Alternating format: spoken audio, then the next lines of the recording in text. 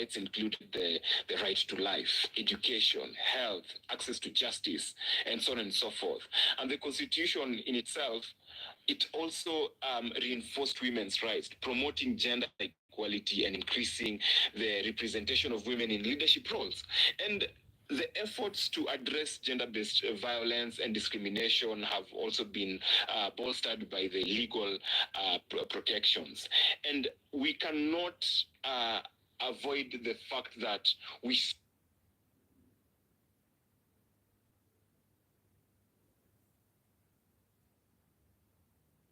saw our brothers and sisters being economic development. We can never ever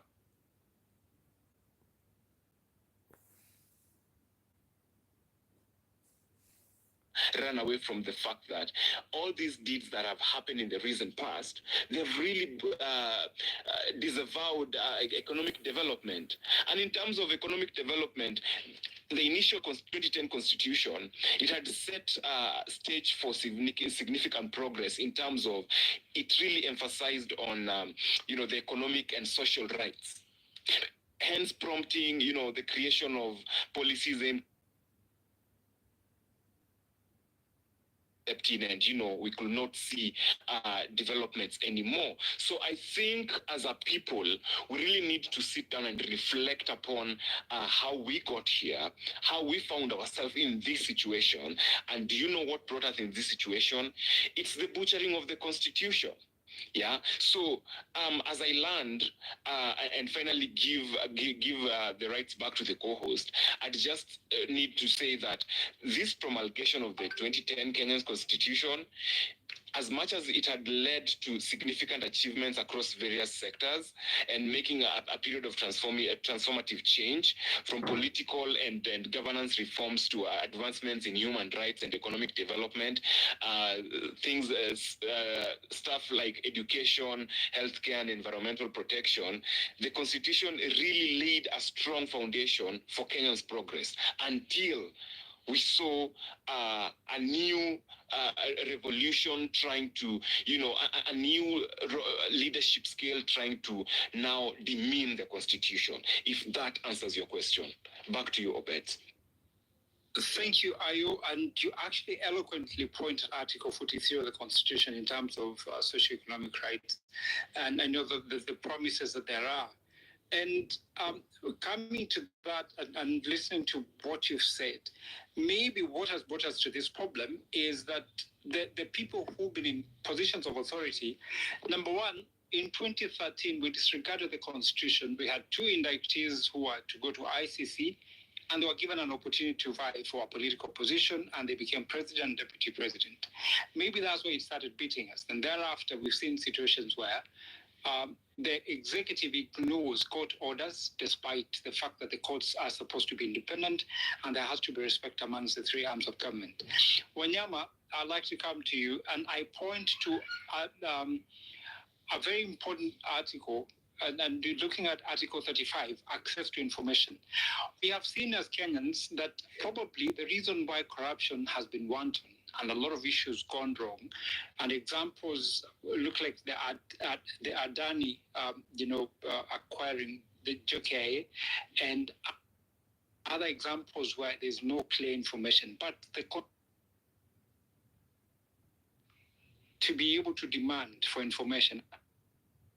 Article 35 of the Constitution, if I can read part of what is there, it says that every Kenyan, every citizen has the right of access to information held by the state, information held by another person, and required for the exercise of protection of any right or fundamental freedom.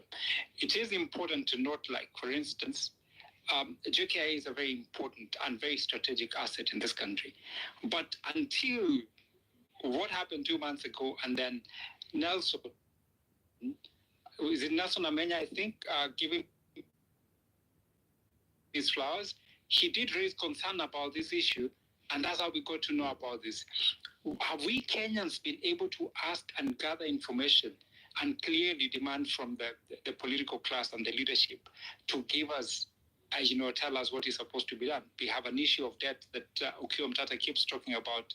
It's odious debt. Where are we, and what we need to do to be able to actualize this article of the Constitution, because we say it's so progressive? Interesting. From my end, I want to ask not only the speakers, but everyone who's listening to this. And excuse my background, first of all, because I'm on the way walking, I'm exercising a bit, but I want to contribute to this. So I want to ask everyone and every Kenyan or anyone interested in Kenya is, because I don't want to get too much into the Constitution, I want to break this down for you. Is this. We're speaking about access to information, but before that, are we first in the same place where we say, is it the Kenya we want or the Kenya where we are right now? What are we envisioning for ourselves? Is it the Kenya we were promised, or is it what is currently happening now?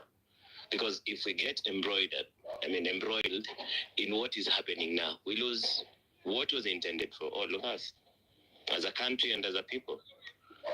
That said, see, if we consistently think about, access to information is being curtailed, all the rights that we want as a people, we are over empowering the politician as a person, because right now we are just full of complaining about, someone is trying to restrict the rights that we have and avoiding what is really literally happening in our country, and that is an overload of information. Guys, how many of you have been to the Office of Attorney General website and see all the reports that are happening there? Or we are sitting on Twitter and waiting for Amenya to break down for us? How many of us have been to the projects that Morara is speaking about? Because those projects exist next to us. It's not like they come from Mana or something. Are we waiting for someone else to actually do that part of it? The politician is doing what politicians do. They politic. And don't blame them for that. That's what they created themselves to be. And in any civil and sane democracy, that's what politicians do.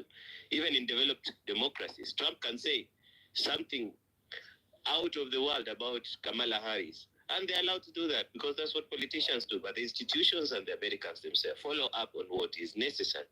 Are we doing our part as Kenyans? Have we gone to the parliament website and seen all those reports that Morara is following up on? Or we are social media waiting for Morara to move around?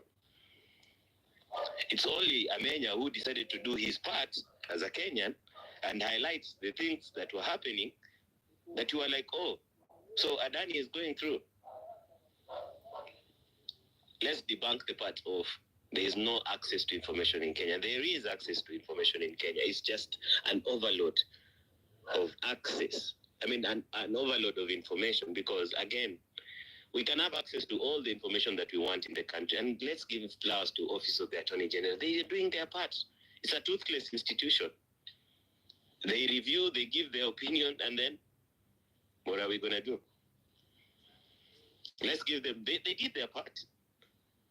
But then again, if we have access to information, what are you going to do about it?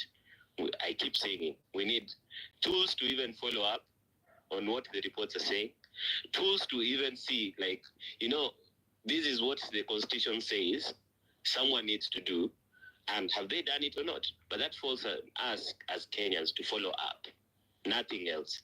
We can't keep, it's like blame shifting goalposts. So tomorrow when the politician now knows, so you guys were in Nizani space and you're complaining about item A, he gives you item A. Now you have to shift again because you've not really achieved what you wanted. You wanted accountability. You just didn't want a Adani deal to be scrapped off. What happens when Ruto tomorrow wakes up and says, you know what, I've scrapped the Adani deal? Are you done with him as a people? Are you? So we can't keep shifting the goalposts. Let's ask for accountability, because accountability is a broad spectrum. Let's stop the idea that we have been denied something. No, let's follow up on the items that we are supposed to do as a citizen. If you can code well and develop a solution for it. If you can access reports well, access it. If you can leak information, leak it. That's our part as a citizen. Thanks. Thank you, Wanyama. And you actually introduced a very good and very cogent argument. The information is there, and I think you're referring to the Office of the Auditor General. So there's information out there. Have we sought for it? Or if we have we understood it? And I really like your argument. It's a very interesting argument. Grace, I'll give you an opportunity because you're the only lady on the mic. What's your take on this, and what is it? I've seen you saying 100% and agreeing. So let's see what you have and what you take.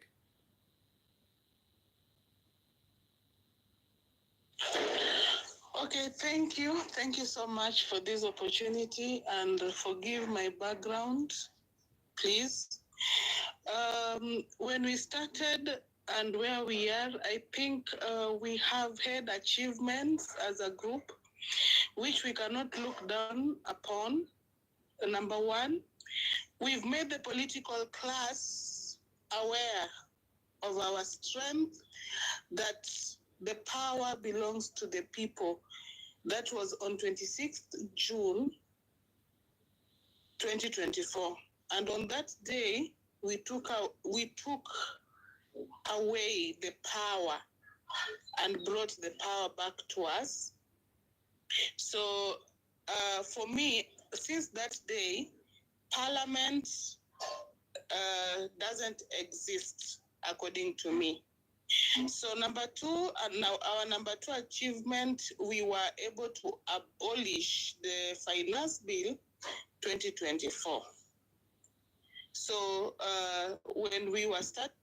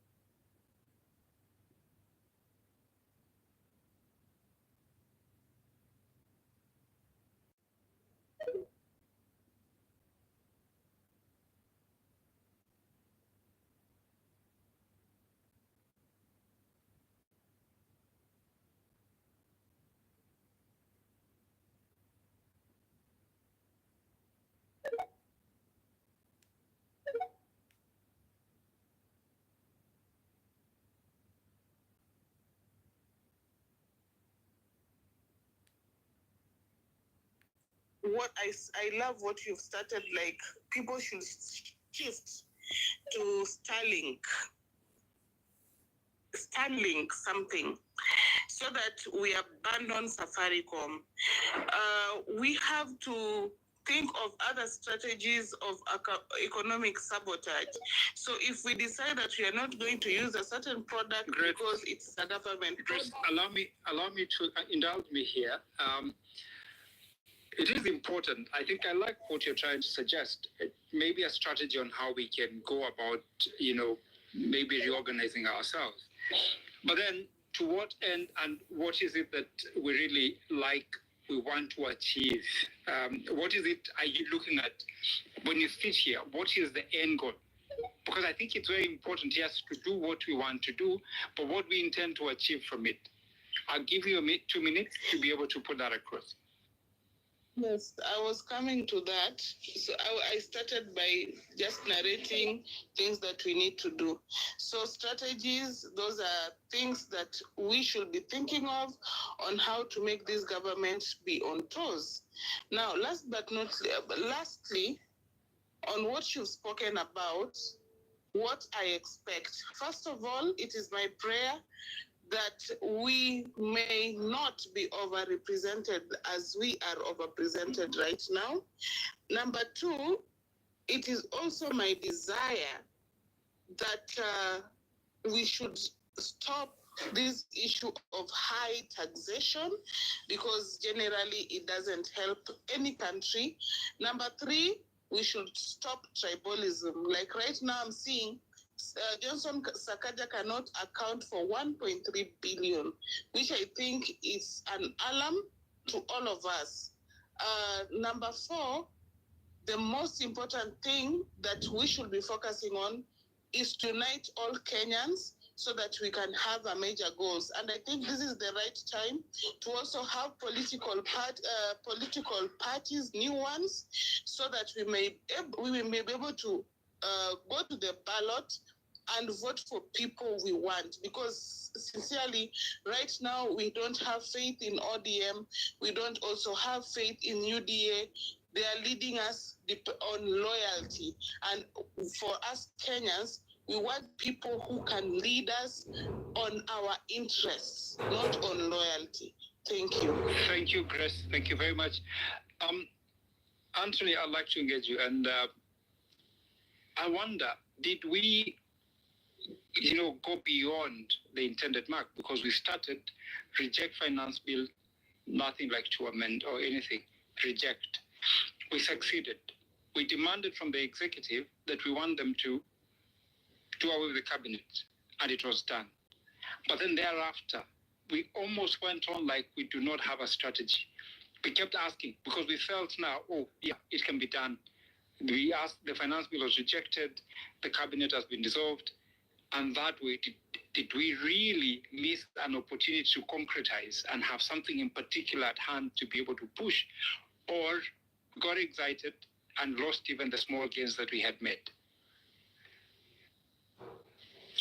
Thank you.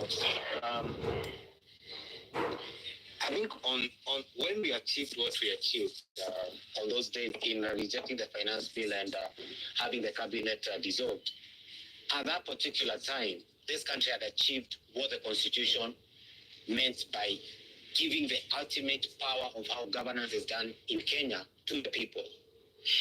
And like I had said before yesterday, when you look at the Constitution, it tells the government, all the three arms of government, how it plans them, it constitutes them. Executive, legislature, judiciary, it constitutes them and gives them their mandate. But then it gives all the ultimate power to the people and tells the people one thing: when you want something done or changed by these three arms of government, all you need to do is speak in one voice, unanimously. That is what we achieved on that day. That day, the three arms of government saw a united country, and they saw the people exercise what is given to them in the Constitution, being that the people. So on that day, the people spoke. Where did we drop the ball? We never had flow through. We should have said, when we say reject the finance bill, this is what we made. So the moment the same finance bill or the same cabinet was brought back,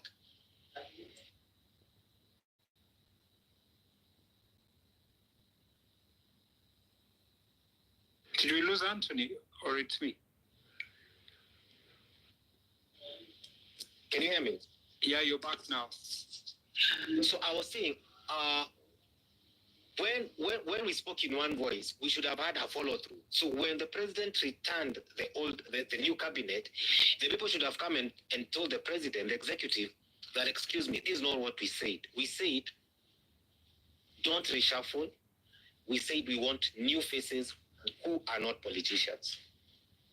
But once we didn't do that, we dropped the ball. The president saw, now we are no longer exercising the right we were given in the Constitution by speaking unanimously. We started speaking from different sides. So yes, Kenya has come of age because for the first time in Kenya's history, people saw what they can do if they speak in one voice. What can we learn?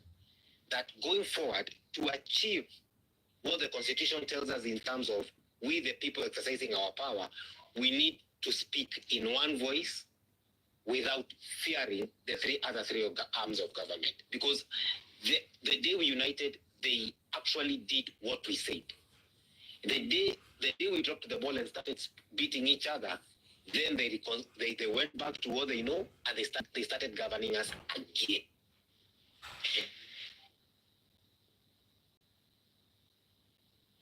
I don't know if I can jump in, Obens, because I've listened to some of my colleagues, and I hope you guys can hear me. And Anthony's, like you correctly state, there was a change that happened from the 25th of June. But I want to look at it from the aspect of moving through the constitution that we have. And I like a comment that some of the some of the listeners are actually sending on the tweets. I'll look at it later on, but let me focus on the issue that I think we have made stride on. Let's look at examples such as public participation. When we ask who is shaping the conversation, I dare say Kenyans will never get to decide what is discussed on public forums. And by public forums, I'm speaking about the issues that concern the Kenyans. The people that get away with the conversations that happen, often than not, are the political elite.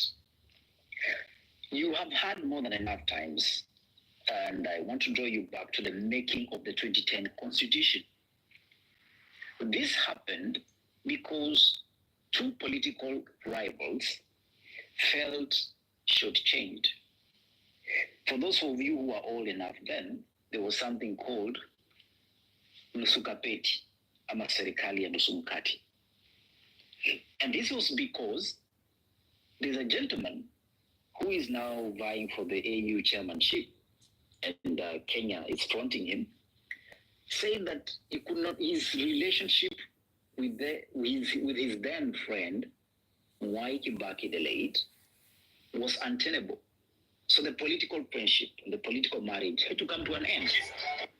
And therefore, it was prudent for Kenya to have a different constitution that the winner does not take it all. So by then, they had what we would call a negotiated power sharing scheme, and Kofi Annan led this, and Raila would become then the second prime minister after Kenyan independence. But then again, this was supposed to be over short term until Kenya would have what they call today a new constitution that will shape how our political and economic affairs are decided.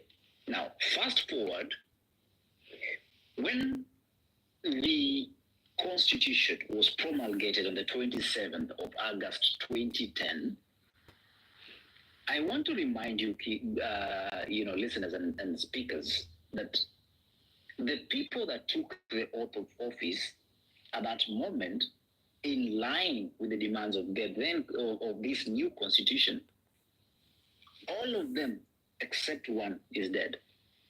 And all of them were part of that national conversation.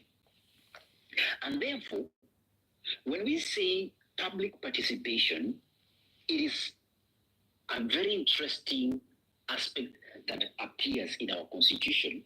It is not because of what it has achieved. It is simply because Kenyans have been called for too long to believe their issues are raised and addressed according to the wish of Kenyans.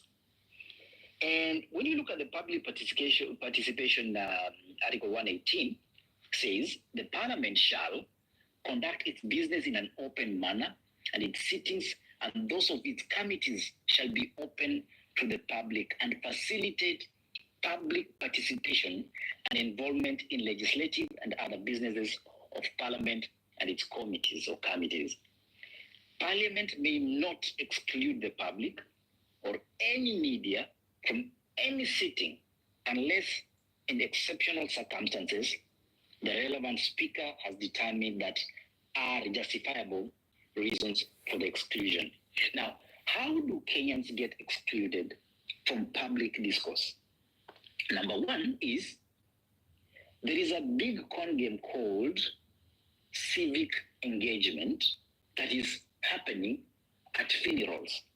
So your mheshimiwa will show up in a funeral or in a church and decide that that is the time to talk about everything that is wrong about the other government without coming with the specifics. And that to them passes out as public participation. Parliament will also publish and ask you people to submit your memoranda. And the question is, how many of us Kenyans, like Wanyama asked, interact with the right information and are able to decode that information and respond effectively? Now, that does not dismiss the fact that we have so many Kenyans who have worked hard to be part and parcel of the policy formulation in this country. The most recent example that I think we made noise about, and by we I am talking about the general populace, is the road maintenance levy, which we actually were part and parcel of the participation.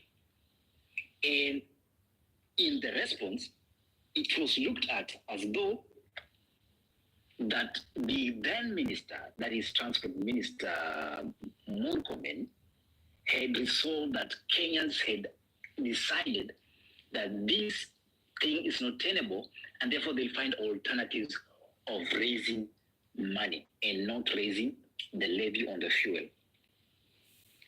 Fast forward, when Kenyans woke up, they were shocked to realize that the fuel levy had gone up.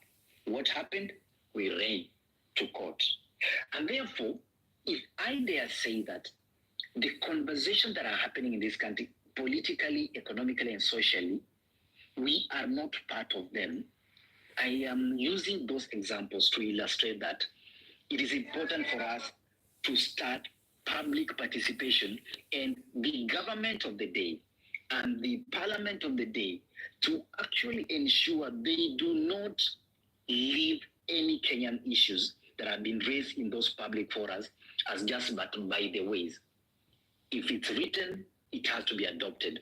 But then we cannot say, as long as Baba amesoma, iko sawa.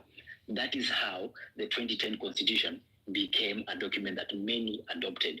And that's how the Orange Democratic Movement was actually formed. Robert.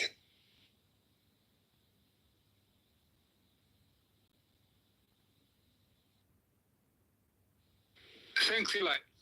And you bring up a very interesting aspect, but you've seen also that we've gone to... Obed, can you hear Ellie? Yes, I could hear him. Can you hear me? I hope I'm clear.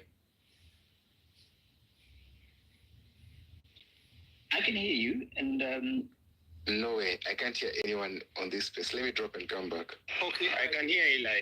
Okay, I could hear him. So maybe you drop and then come back, if that's okay. So, Eli, you bring up an issue of public participation. And we have seen examples where the public, for instance, in the Finance Bill of 2023, where the public did participate, but the Parliament didn't take into consideration, or if they did, they never exactly explained how. But you also saw that Okiya Mtata and team went to court, and there was an emphasis that has been put on public participation, and they were compelled that if they're going to reject anything or accept anything, they have to tell the public why that is the case. So maybe, as the argument has been, there's enough of what we should be able to do and get, but we haven't been able to really have that element of constitutionalism in us, because our constitution is quite clear and expresses vividly what should be done. But then maybe the people in the positions of responsibility have not been able to deliver as expected. So how do we remedy this? That's the question that we're asking. I'd like to come back to you. I don't know, you had something to say, and then I'd ask you to drive the conversation, as I try to get some water, and then we can go back to the rest of the team. Ayo? No, I wasn't trying to say anything. Eli was giving his submission, then at some point I lost Eli, so that's why I was bothered, and I rudely interrupted. So I think Eli, were you done? Probably. Yeah, he was. I think he was done. Okay. So you get your water. And thank you so much, guys. Ladies and gentlemen, it's 10 minutes to the top of the hour, 9 p.m. East African time. And we are discussing state of the nation. Yeah, we are the conversation shapers. You are the conversation shaper. You as a listener, you as a Kenyan, you are the conversation shaper. So I wanted to bring a point home. And this is more about, part of the achievements and how we got ourselves here and what disadvantages do we have and where are we headed to in sincerity. So, since you're talking about the 2010 promulgation of the Constitution, just a moment. Thank you. Eli. Since the promulgation of the Kenyan Constitution on August 27, 2010, the country has literally embarked on several occasions on a journey of transformation and reform. And I believe that this landmark document was intended to address, long-standing issues and reshape the nation's governance. And actually heralding a new era of political stability. And like I said earlier, some things like issues like social justice and rather economic development.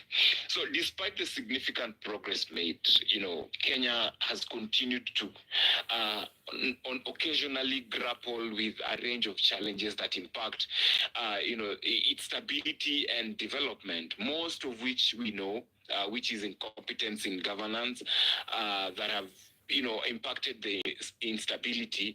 And additionally, there are growing concerns regarding the attempts to undermine, or rather, like I put earlier, butcher the Constitution, which to me have fueled public dissatisfaction and unrest, like we've seen what Eli alluded to 2 months ago. And when we go to the achievements of the 2010 Constitution, you realize that the 20 Constitution, it has literally introduced transformative changes in Kenya and its political and governance structures.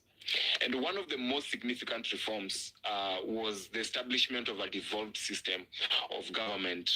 And the reform, like I put earlier, it literally created 47 counties. Now, the problem here comes whereby we have 47 counties, 47 governors, and now the equal distribution of resources in these counties and funds is what has brought us to,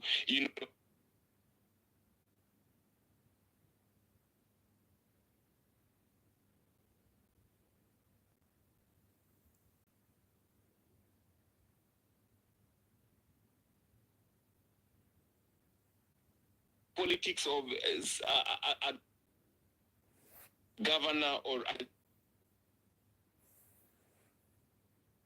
leader appointing fundamental freedoms and rights. And like I put earlier, one of them was anti-tax protest. It underscores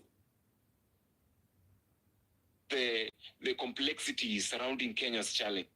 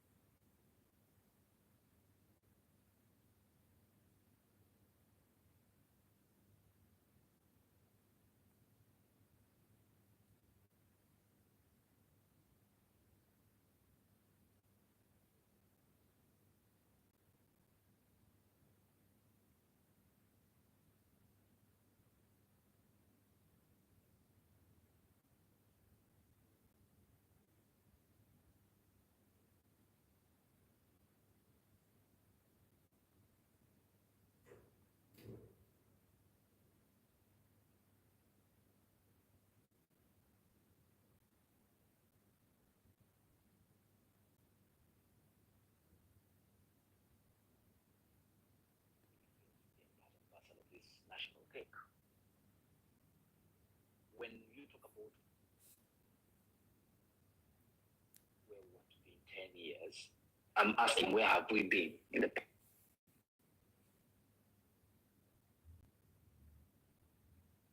But from the aspect of, if you're doing a project and you're a project manager, you will get to do the reconnaissance and understand this is the much I need to invest in terms of time and resources. And by the time we get to this stage of development, we'll be able to have achieved this percent of our project. Now, Project 2010, which is our constitution, somebody can excuse us for the first 3 years. And I think that's why we even had the constitution implementation, what was it? Committee or commission headed by Nyachai. You can help me out on it. And to that extent, we had, the counties trying to understand what has to happen from 2013. We had the politicians also trying to unlearn the past that they knew about how governance is run and all that. But when you come and say now we have 10 years after that, one would imagine that this child we call the Kenyan Constitution has actually had an opportunity to mature up. So when you question us of where we are headed into the next 10 years, I want to be very optimistic, but I'd be lying to you today that I'm not so optimistic if we're talking from the political aspect. Now, if we're talking from the citizen aspect, that's a whole different story. From the political aspect, the next 10 years, it is time for them to be elected, and they are working hard towards that. Look at the teams that are now coming up.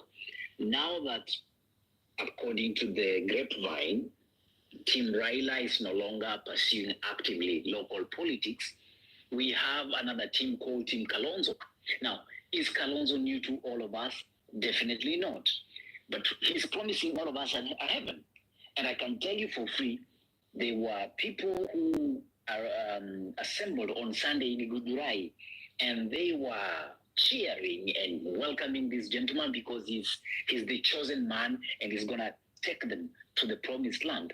So politically speaking, the politicians are already rearranging themselves. Who would have imagined Ferdinand Waititu would actually have the guts to stand in a crowd and support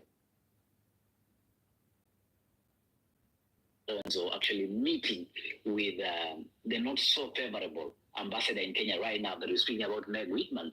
And in the caption, it was talking about opposition and the importance of opposition in a democracy. So by so doing, the assumption is this is already a power sharing deal that is proposing opposition position for the team headed by Kalonzo. And they are already on the road and they are campaigning. And I can tell you for free, they are going to install themselves as the alternative voice. And that is why the likes of Ayo here, the likes of Wanyama, Anthony, Nagash, Diamonds, and who have you that are gathered here need to now reflect on the political decisions that this country is making. Do they reflect on the desires of the Kenyans? When we have leaders that have been implicated in very serious scandals that involve millions and to say billions of money getting appointed and approved by Parliament that is supposed to be the custodian and guardian of the Constitution, go ahead and decide we have no case against this man. In fact, the ODPP writing to EACC requesting, or should I say demanding, that the cases against some individuals that have been nominated and finally appointed to be dropped. This is a serious concern. So battering this constitution has not happened just because it started today. I want to reflect on the leadership of the then government called the Jubilee government. We had numerous court orders disobeyed left, right, and center. But today, we want to say the best man that ever happened to be on planet Earth, and in Kenya for that matter. Yes, he was a drunkard, but he was a nice guy. This is the man that ensured that the rule of law means nothing in this country. I mean, I have no particular hate of love for Miguna, but truth be told, we saw the courts giving enough orders that were in favor of that gentleman. But what did the then administration do? They kept defying this. So we have created an ending cycle of abuse and misuse of political powers and political offices.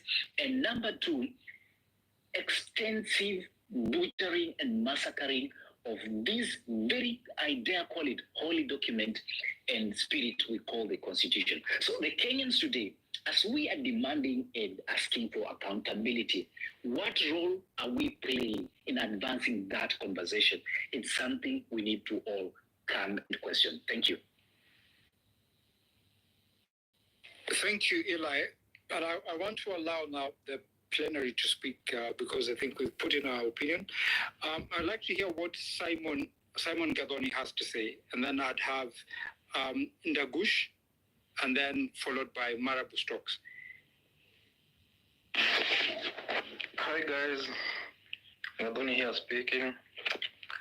Like, me, I'm just offended. Kano nini? Mtu wa kwanza ananiofende ni Kembaso Morara. Huyu jamaa anatuma ni feel vibaya kila siku. I don't know, like, tafanya aje Morara tu atulie kwanza. Pressure ina increase. Like, pressure inatoka 100 inaenda to 200 every day. Kuna the previous mwenye ameongea hapo amesema, like, stories za kina Kalonzo, by the way, like, I didn't pay attention. These people, they are all together in the, like, they are on the same side. It's a match between Kenyans and the political people. So, like, it's time we decide. Maybe the next person, like, I think the only person mwenye anaweza kuja aburudozi hii kazi is the only person mwenye tunawezeka hapo tukua kama, like, the young people. Gen Z, like, the only people mwenye tunawezeka kuja aburudozi hii kitu. Like, corruption yenye Ruto hazi uncover yenye walifanya na Uhuru. So, like, tukisema watu waletwe into books, hakuna mtu ataletwa. Imagine tunashinda hapa tukisema sijui baba amefanya tuachane na yeye. It's our time sahi. Like, we should do kenye tunafaa kuwa tunafanya sahi. Like, imagine kama unataka kujua, like, hawa sasa wanakuwa pamoja na mtu ama Kikuyu. Na mtu anaenda kushinda akipraise Uhuru hapo. I don't know what the fuck unafanya kila siku. Kila siku sijui ni kenye unafanya. Like, mimi nimeona I don't know kenye nitasema. Pressure tu inapanda. Skadi tu like, sijui kama ni mimi nitakuwa nachota, sijui niende tu Mumias niwape skari yangu. Inapanda kila siku. We people, we need to decide. It's either now or never. Hakuna venye tutakuwa tunaona watu wanatuibia and we are happy about that thing. Hatuwezi kufanya kazi hivyo. Like, tuache kuongea story ati kina Kalonzo wamefanya. Wako in the same political nini. Kalonzo hii Kenya amekuwa deputy president, si ndio? Like, alifanya nini? Corruption cases ngapi alileta nini? The same watu wanakuja, like, huyu bibia bona nini? Baba yake na Shalin amekuwa kwa hizo government zingine zote. Let's be factual hapa. Sometimes we need to be factual. Sisi tunakuja hapa tunaanza kusema sijui nani akosaidia yetu. The only person mwenye atusaidia ni mtu mwenye hata sisi sasa hatujui ni nani. Hajakuwa kwa government, mtu hajakuwa involved na hizi government hati yako kwa hizi mess is the only person anaweza tusaidia. So I don't know. Just engage me here. Because you see, we are looking at what we've been able to do. But at the same time, we must have some sort of a picture that we want to achieve as a people. We can't say we don't know what to do. And again, it is very true that even when you have people who are in the political class, they do not all necessarily be bad, because whether you like it or not, there's something called institutional memory. We can remove everybody we want. But what we want to achieve, and I think that for me has been the problem. And if you listen to what Wanyama said, it was very important that he asked, are we where we wanted to be, or we are in a place where we find ourselves and we're just trying to deal with what we find ourselves in. I want to come back to you on that, and I request that somewhat, we mind our language. I'd request that we can have an argument and remain very civil. And now I'd request that we do that.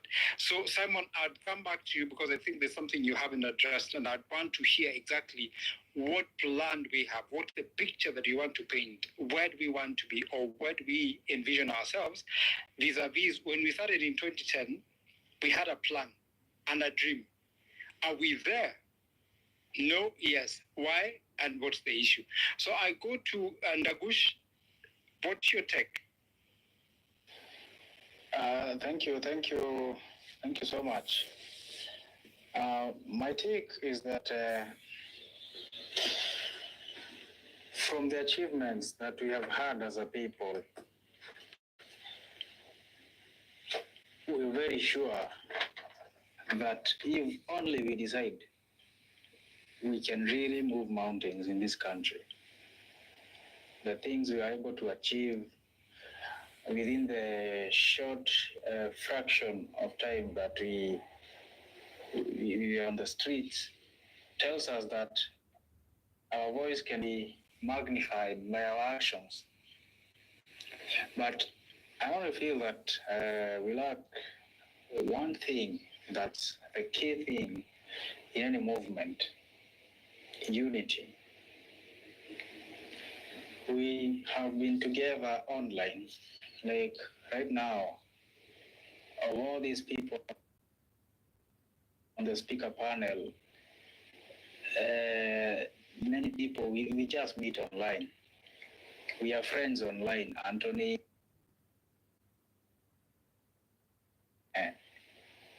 have a solid plan and decide that from the people who are interested in this movement, one of us who can lead us is this guy.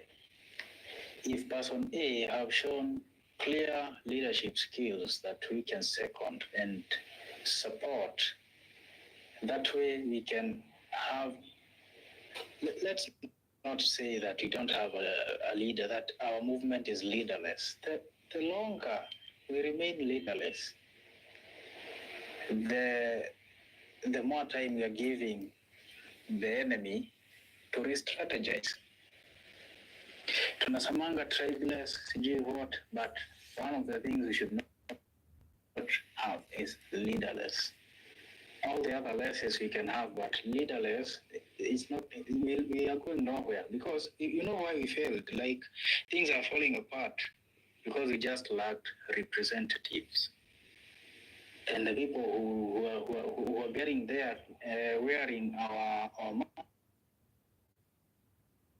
mask, they are taken there by empty stomachs. So within no time, we just find that our thoughts cannot be projected by anyone because we lack unity. Ndagush, sorry for interrupting you. I want to ask you a question from where you sit as a Kenyan.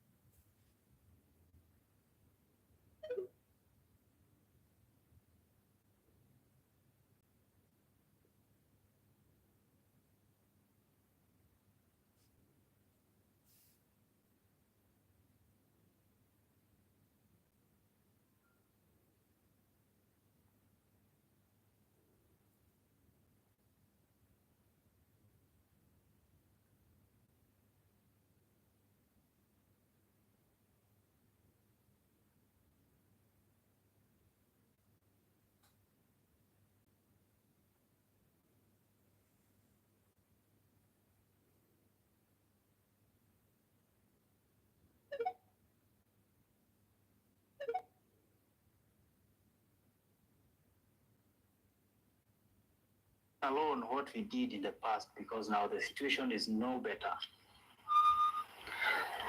what we can do, according to me, from where I see it, is that we need to reunite with a stronger spirit, like to Kuna unity. We conquer fear, let our patriotism drive us. If we decide this is what we want, we follow. For instance, this is the time that we need more pressure. We need to pressure the government more at this time than even earlier we did. Because right now, the executive has the parliament by the balls.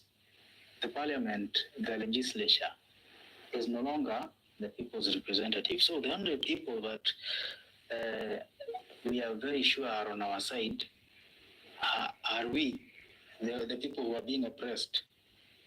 So to solve this whole equation, given that right now the parliament, the government have got tyranny numbers everywhere, go to parastatus, Ruto amezishika on tribal grounds. Just look for the heads of parastatus. Go to the judiciary. To the judiciary now, anything can happen. In a delivery room, naweza sikia mtu amekuja hapo kwa support. And what we do, we just go to the streets, but because we can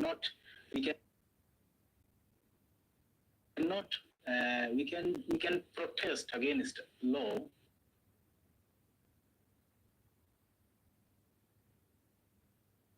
Wait a minute. Just a minute. Allow me. Yep. I'm sorry, I'm interjecting, but also just in line with what you're saying. Do you realize that as Kenyans, we have a private members bill? We can present actually a bill to Parliament. It is possible, and have a change on a law if it's practical, and if we have it together. Do you know that we can do that? Shall it require the members of Parliament's participation? Well, it doesn't matter. I mean, at least why don't you be on record that you've tried to do something? Yeah, at least now those are the kinds of actions that I'm telling you we need to decide, and we can only decide if we are united, together. Because when you go there alone, your voice cannot be heard. By the way, so according to me, we as Kenyans, we need to accept the fact that we are our own representatives. So when you're saying that we are going to demand accountability, have you visited the auditor's website? There are so many statements like it could not be accounted for at the time of audit. And we are talking about millions, hundreds of millions, tens of millions. So it's a big fish eats small fish kind of a society. So the only thing we can do to solve this, given that now we cannot keep on crying over spilled milk, despite now occupying these places that we normally say, we need to occupy Parliament from inside. Because like right now, Ruto have got the Parliament democratically. We elected these people who are inside there, who are his allies. So akona wao inside, but they are democratically elected. We don't know how easy it is to dissolve the Parliament. I don't know about that. I'm not a political.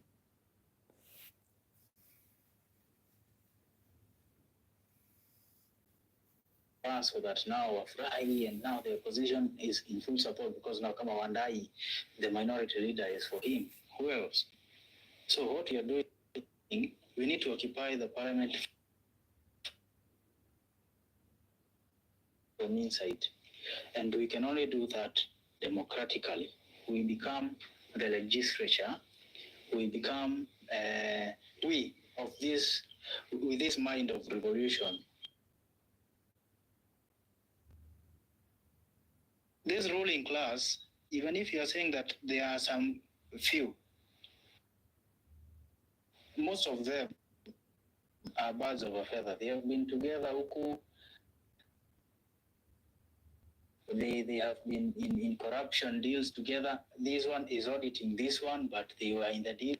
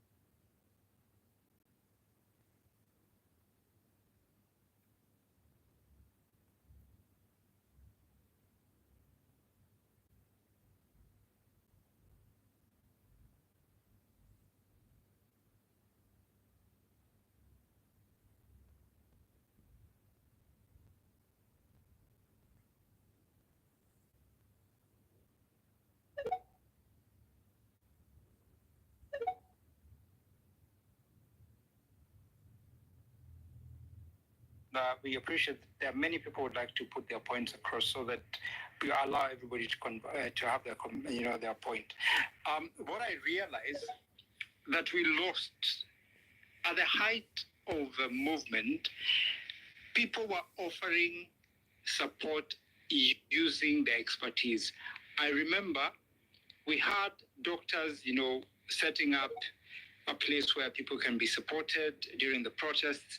We had people who gave ambulances. And, that's something probably we didn't really, harness.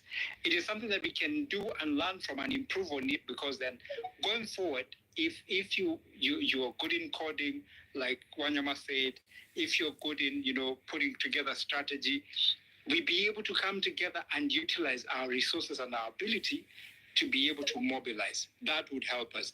Marabou's talk, and then we have Diamonds. Am I coming through? Yes, 100%. Okay, greetings in the name of His Majesty. I'd rather be led by one lion than 1,000 rats. This was a statement made by a Frenchman somewhere in the 1800s. And he was talking about the anarchy that was existing at that time when they had overthrown the king at that time, Bonaparte, and King Louis XVI.